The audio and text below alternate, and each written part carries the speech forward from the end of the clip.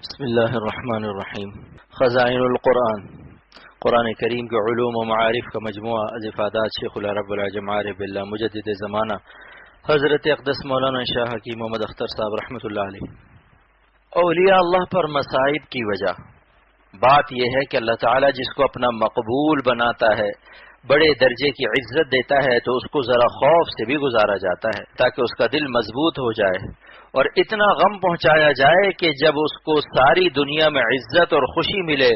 تو اس کے سابقہ غم تکبر سے اس کی محافظت کریں، اس کی عبدیت کا زاویہ قائمہ 90 ڈگری قائم رہے، ایسا نہ ہو کہ چاروں طرف سے واہ واہ ہو تو اس کی آہ ختم ہو جائے۔ جس متبع سنت بندے کو اللہ تعالیٰ بڑا رتبہ دینا چاہتے ہیں، اس کو اتنا غم دیتے ہیں کہ اس کی آہ نہ باہ سے ضائع ہوتی ہے، نہ جاہ سے ضائع ہوتی ہے اور نہ واہ واہ سے ضائع ہوتی ہے۔ سارا عالم اس کی تعریف کرے لیکن اس کی بندگی اور اس کی عاجزی، اس کی آہوزاری، اس کی اشکباری ہمیشہ قائم اور تابندہ، درخشندہ اور پائندہ رہتی ہے۔ اس لیے غم سے گھبرانا نہیں چاہیے، ایسے حالات سے اللہ تعالیٰ گزار دیتا ہے۔ دیکھ لو،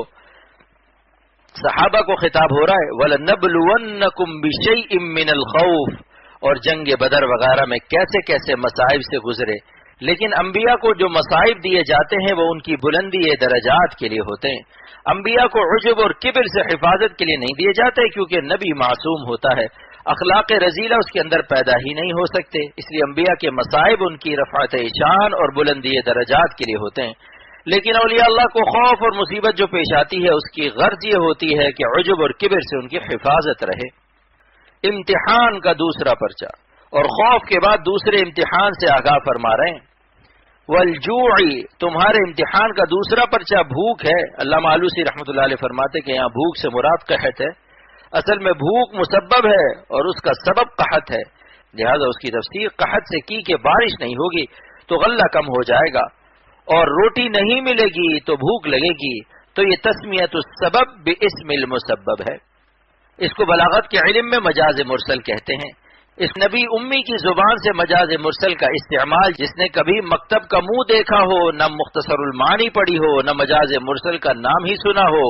یہ دلیل ہے کہ یہ نبی اپنی طرف سے کلام نہیں بناتا۔ بکریاں چرانے والا پیغمبر اپنی بلاغت سے تمام عالم کو عاجز کر رہا ہے، اس امی کی زبان سے ایسا فصیح و بلیغ کلام جاری ہونا خود دلیل ہے کہ نبی کا کلام نہیں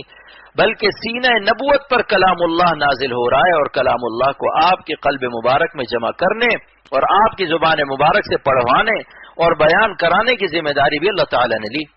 جب قرآن مجید نازل ہوتا تھا تو آپ ڈر کی وجہ سے جلدی جلدی دہراتے تھے کہ کہیں بھول نہ جائیں، تو اللہ تعالیٰ نے قرآن پاک میں آیت نازل فرمائی کہ اے نبی، نزول وحی کے وقت آپ جلدی جلدی دہرایا نہ کیجیے، کیونکہ آپ کے قلب مبارک میں اس کا جمع کرا دینا اور آپ کی زبان مبارک سے پڑھوا دینا ہمارے ذمہ ہے۔ ثم ان علینا بیانہ،